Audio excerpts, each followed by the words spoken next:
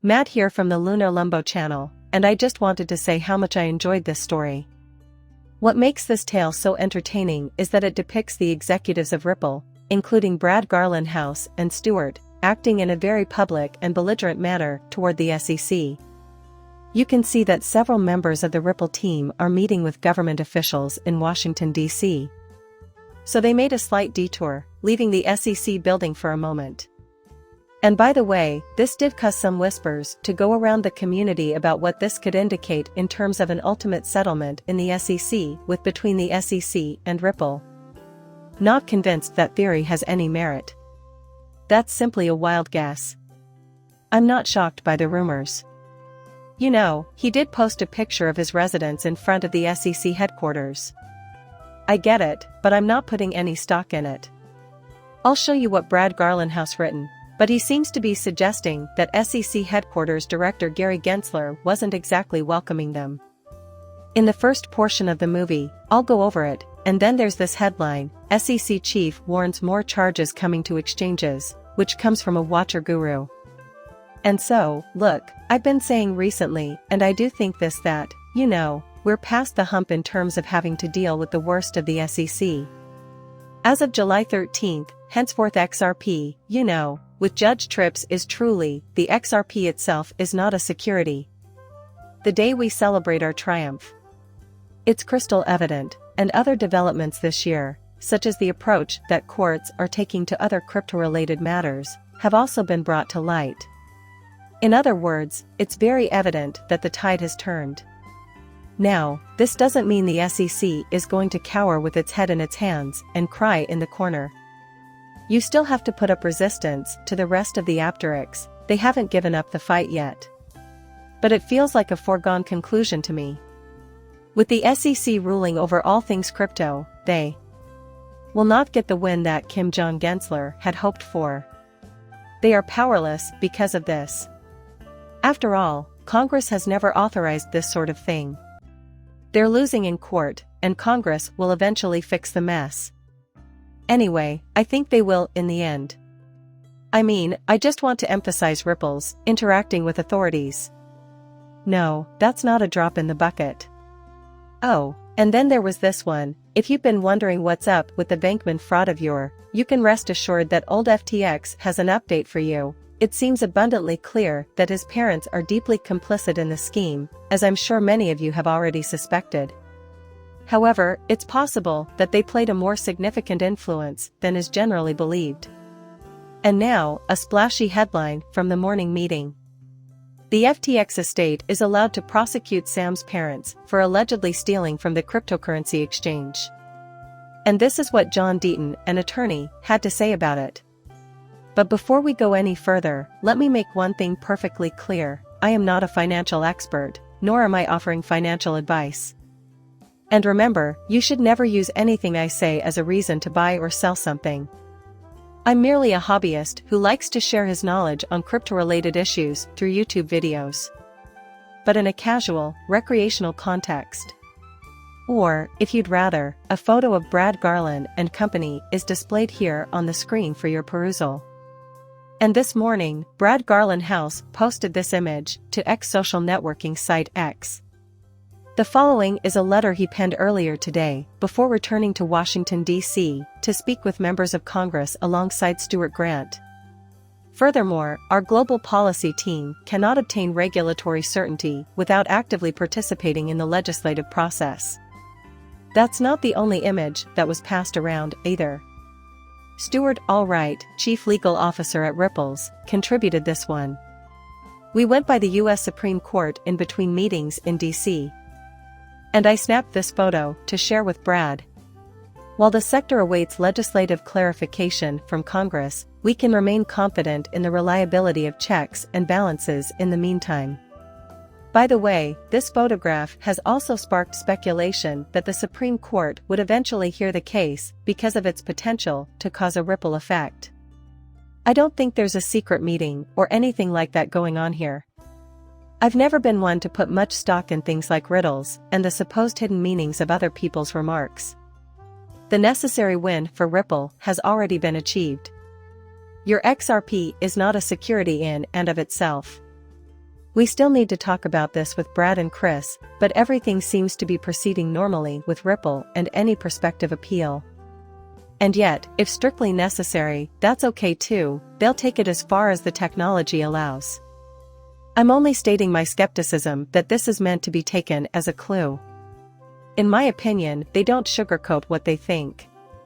And then there was this, and this is the hilarious one. This is my favorite photo. Here we have Brad Garland and Stuart Alter, who have obviously taken time out of their busy schedules to stop by solely for this picture op, simply to troll the Securities and Exchange Commission. As for Gary Gensler, I really want him to read this. In order to document his visit to the area, Brad Garland shared this photo he took in front of the SEC headquarters. No joy here, Gensler did not extend an invitation to us. I seriously doubt it, to put it mildly. It's excellent in every way. And attorney Jeremy Hogan retweeted that. And he added, "This is going to take the place of my family on my computer. The hustlers would appreciate it if you go through with it." Attorney John Deaton also reshared it and commented, "I love this idea, therefore I'm going to use that image as the thumbnail for this video as well. I think this would be hilarious if they actually did it." He claims this is the first and only occasion I've ever offered advice to Ripple's CEO and General Counsel without being asked. Because it was right before the holidays and you were sued. Make this image into a Christmas card and mail it to Clayton Hinman and Gensler with the message, "Don't blame us." That is such a clever suggestion. Fred Rispoli, an attorney, republished this post here. He then added, "What a foo to the SEC by a multi-billion-dollar organization CEO and CLO, what an insult to the Securities and Exchange Commission. This is something that would have been unthinkable even 5 years ago." That makes sense, I guess. It's true that a lot has changed in recent years, and if I were in their shoes, I'd throw the SEC and Gary Gensler in particular an entire bag of eggplant emojis. Well, that settles it. Well, that settles it. That's the whole point, to apply it to their skin and hair around their faces. Well, that settles it. It's true though, so yeah. Something like this would have been unthinkable in the past, but at this point I don't care and actually find it very funny. It's so ridiculous that it's funny. Not to mention, I didn't say the SEC was completely hopeless. Yes, I believe the tide has turned. Despite the fact that the tide seems to be turning in favor of the cryptocurrency industry as a whole, I wouldn't recommend relaxing your vigilance just yet. Consider this recent news item: SEC chief warns of increased fees for cryptocurrency exchanges. I can't wait until I'm under more security. You can bet your bottom dollar that the extra security from Kim Jong Gensler and the rest of the jerks at the SEC is greatly appreciated. Wow, that's great. The head of crypto enforcement at the United States Securities and Exchange Commission, David Hurst, has issued a warning to other cryptocurrency exchanges, saying that they too will soon face legal action. The Securities and Exchange Commission, SEC, has been quite busy recently. The SEC's crypto enforcer, though, has made it apparent that the agency has additional plans for the sector. On Tuesday, she gave a presentation at the Securities Enforcement Forum Central in Chicago. There he talked about other cryptocurrency exchanges that also flout the law, like Nance and Coinbase, which are getting the most heat from the SEC right now. Similarly, the SEC's head of crypto assets and cyber branch has stated that the agency will target other companies engaged in the similar practices. "We're not stopping with the two largest cryptocurrency exchanges," Hirsch said. "Other businesses will be targeted in the future." Along with these two, the SEC is also actively appealing the verdict in the Ripple Securities case. That means it's still on its way. Of course, the other big shoe has got to drop just after the SEC suffers an embarrassing loss in the Coinbase case. So you had obviously what happened with Ripple, and its indication judges, generally speaking, are not gonna fall for this crap, like the idea of the embodiment theory XRP itself, the security. Okay, but the other piece is, what about the true choke point, the on-ramps and off-ramps? It's the exchanges. Which is why a significant part of the SEC strategy has been to shut down the exchanges rather than go after individual coins. And that, then, is the goal at hand. They claim it provides security, which is a disgusting lie. Well, that's exactly what they're doing. A bottleneck forms there.